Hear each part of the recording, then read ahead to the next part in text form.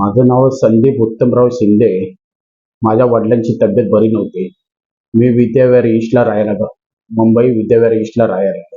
तर मी निशांत सरांबरोबर कॉन्टॅक्ट केलं. निशांत सर बोलले, मी विरा हॉस्पिटलमध्ये घेऊन या, आपण त्यांचं बघूया काय कसं कुठल्या पद्धतीने कसं करायचं.